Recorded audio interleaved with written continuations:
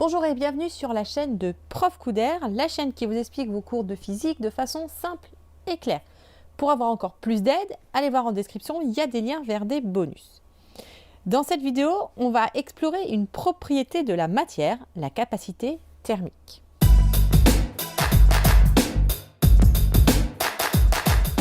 Alors c'est le matin, comme tout le matin, je me fais un œuf à la coque. Donc je mets mon œuf dans une casserole d'eau bouillante pendant 3 minutes.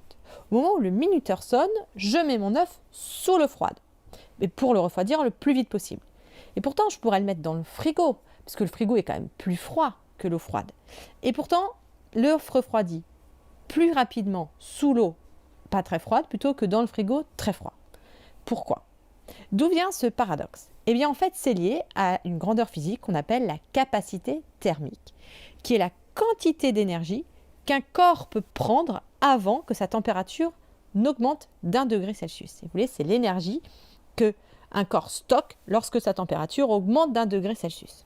On la note C, et son unité, c'est joule par Kelvin, l'énergie joule par unité de température. Donc ça, c'est la grandeur macroscopique, mais plongeons au niveau microscopique pour comprendre ce qui se passe. Quand on chauffe, donc la température augmente, donc l'énergie thermique du corps augmente. Et donc la vitesse des molécules et des particules qui constituent le corps augmente. Elles se mettent à vibrer plus vite. Donc on voit que cette énergie thermique, ça va dépendre du nombre de molécules. Plus on a de molécules, plus il va falloir apporter de l'énergie pour toutes les faire vibrer. Et c'est pour ça que dans l'air, comme dans tous les gaz, il y a peu de molécules, la densité est globalement assez faible, donc le gaz va pouvoir stocker pas beaucoup d'énergie thermique. À l'inverse, dans un liquide ou un solide, une phase dite condensée, là les molécules sont plus serrées les unes par rapport aux autres, et donc il y a plus de molécules, plus de particules, et donc il va falloir plus d'énergie thermique pour toutes les faire bouger. Et donc c'est pour ça que quand on met l'œuf sous l'eau, il refroidit plus vite, parce que l'eau étant plus dense, elle peut stocker plus d'énergie thermique. Et donc c'est pour ça que la capacité thermique de l'eau est beaucoup plus grande que celle de l'air. Le problème de la capacité thermique, c'est que ça dépend de la taille du système. Certes, oui, il faut plus d'énergie pour faire chauffer de l'eau que de l'air, mais il faut quand même plus d'énergie pour faire chauffer, disons, un stade de foot qu'une tasse de thé, même si la capacité thermique de l'air est beaucoup plus faible que celle de l'eau. On va donc définir une nouvelle grandeur physique, la capacité thermique massique, que l'on va noter C avec un petit M en indice pour massique. Et donc là, ça ne va pas être l'énergie que le corps peut stocker, mais l'énergie que 1 kg de ce corps peut stocker.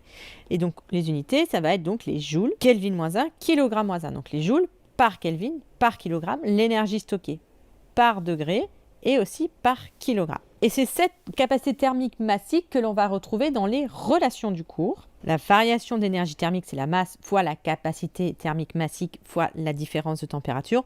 Relation qui peut s'écrire différemment dans d'autres cours. Q égale M, Cm, delta T. Il y a effectivement deux façons de voir les choses. Celle-là, c'est la façon historique. Historiquement, c'est comme ça qu'on a fait les choses. Elle n'est pas tout le temps vraie. Par exemple, quand je chauffe de l'eau qui bout, le transfert thermique ne sert pas à augmenter la température, donc cette relation est fausse, elle n'est vraie que s'il n'y a pas de changement d'état, pas de réaction chimique, etc. Mais historiquement, c'est celle-là qui a été faite au 19e, donc souvent on la retrouve encore dans les livres. Maintenant, celle-là, c'est la version logique, celle-là, elle est tout le temps vraie. Donc comme c'est la version logique, c'est celle que moi j'utilise, puisque quand la température n'augmente pas, il n'y a pas d'augmentation de l'énergie thermique. Dans la plupart des systèmes, on amène un transfert thermique et ça fait chauffer. Et donc, les deux sont les mêmes, puisque Q égale delta ETH. Donc, on a dit pour faire refroidir mon œuf, je le mets dans l'eau. La capacité thermique massique de l'eau, elle est égale à 4,18 puissance 3, attention, 4000 joules par kilogramme et par degré Kelvin. Cette valeur est parmi les grandeurs les plus grandes des liquides communs. C'est pour ça qu'on utilise beaucoup l'eau pour refroidir dans les moteurs, les centrales, etc., mais aussi pour chauffer comme dans les radiateurs. L'eau est tellement utilisée partout qu'il y a une unité qu'on appelle la calorie, qui correspond à l'énergie que peut stocker 1 gramme d'eau. 1 kg d'eau, ça stocke 4,18 puissance 3 joules. Et donc 1 gramme d'eau, ça va stocker 4,18 joules. Alors c'est une unité qui est peu employée parce qu'elle est toute petite, mais on trouve la kilocalorie qu'on appelle aussi la calorie avec une majuscule, histoire de bien perturber tout le monde. Et là, c'est l'énergie que peut stocker 1 kg, puisque c'est 1 kilocalorie, donc c'est ça fois 1000. Donc on retrouve bien les 4000 joules ou les 4,18 10 puissance 3 joules. Alors cette unité, elle n'est plus du tout utilisée en physique, mais on la retrouve en diététique. Pourquoi? Parce que ce qu'on mange nous sert notamment beaucoup, environ à moitié, à nous chauffer. D'accord? Il faut maintenir ces 37 degrés. C'est pour ça qu'on mange beaucoup plus en hiver, hein, on a envie de tartiflette, de raclette, qu'en été où on a envie de salade, parce que on a besoin de beaucoup plus d'énergie pour maintenir la température corporelle à 37 degrés. Quand il y a marqué le nombre de kilocalories sur les paquets de gâteaux, c'est l'énergie qui est contenue dans les gâteaux. La capacité thermique massique de l'eau étant élevée, ça veut dire qu'il va falloir beaucoup d'énergie pour faire chauffer l'eau et inversement, quand on va la refroidir, elle va fournir beaucoup d'énergie. C'est ce qui explique les différences de climat entre par exemple les déserts où il y a énormément de différences de température, puisque là c'est l'air qui stocke et il ne stocke pas grand chose, donc la nuit comme il n'a rien stocké il fait froid, et le jour comme il ne peut rien stocker il fait chaud. Et inversement les climats océaniques où là l'océan va pouvoir stocker beaucoup d'énergie.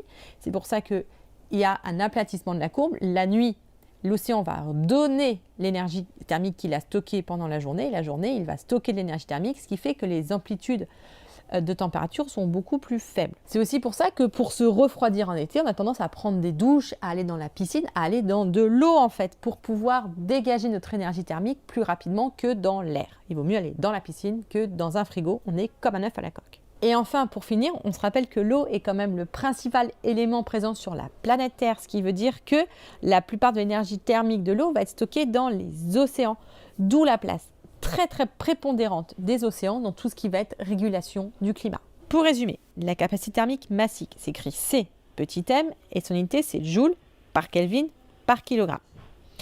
C'est l'énergie que 1 kg de matériau stocke lorsque sa température augmente de 1 degré, que ce soit 1 degré Celsius ou 1 degré Kelvin. On peut retenir une des deux expressions du cours dans lequel on voit cette capacité thermique massique arriver, soit celle-ci qui est logique, c'est la variation d'énergie thermique qui est égale à la capacité massique fois la masse fois delta T, ou celle-ci qui est historique, qui est égale à transfert thermique, c'est la capacité massique fois la masse fois delta T. Voilà, j'espère que cette vidéo vous a plu. N'hésitez pas à liker si c'est le cas et à poser vos questions en commentaire si quelque chose n'est pas clair pour vous. Et si vous voulez de l'aide pour travailler vos cours, n'hésitez pas à aller voir en description. Je vous offre un petit cadeau pour vous aider.